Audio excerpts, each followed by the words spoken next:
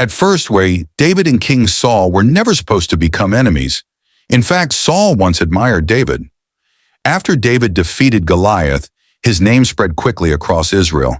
People celebrated him, sang songs about him, admired his courage.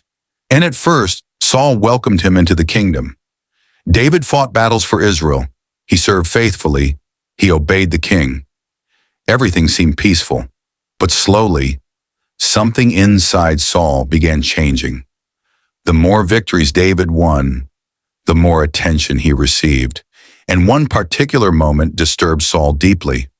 Women in the city began singing, "Saul has slain his thousands, and David his tens of thousands."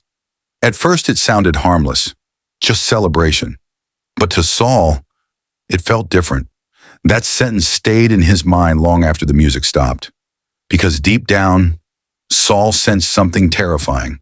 The people were beginning to admire David more than him. And from that point forward, jealousy quietly entered his heart.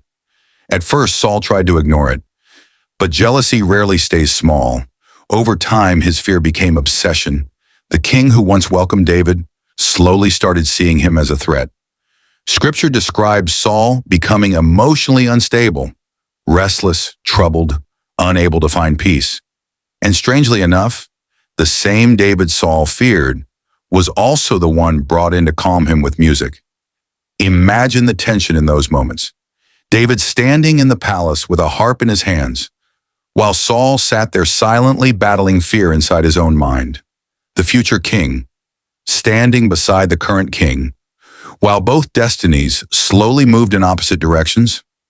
Then one day, everything snapped.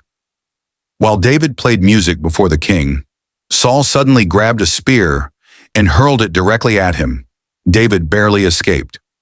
And from that moment, their relationship completely changed. Now this was no longer insecurity, it became survival. David fled into the wilderness, hiding in caves, sleeping in mountains, living like a fugitive while being hunted by the same king he once served faithfully. And what makes the story even more emotional is that David had chances to kill Saul. More than once. Moments where revenge would have been easy. One of the most famous moments happened inside a cave. Saul entered alone. Completely unaware David and his men were hiding deeper inside. David's men whispered to him in excitement, "This is your chance." The suffering could end right there. The throne could finally become his. And for a moment, David moved closer to Saul in the darkness. Quietly, carefully, close enough to kill him. But instead, David only cut off a small piece of Saul's robe, then stepped back. Because despite the pain, despite the betrayal, David refused to destroy him. That moment reveals the deeper meaning of the story. This was never just about two men fighting for power. It became a battle between jealousy and patience, fear and self-control. Saul became consumed by insecurity, while David learned how to wait without forcing destiny. And eventually, Saul's downfall did not come from David's hand. It came from the destruction created by his own fear. Because sometimes, the most dangerous battles are not the ones happening around us, but the ones growing quietly inside us.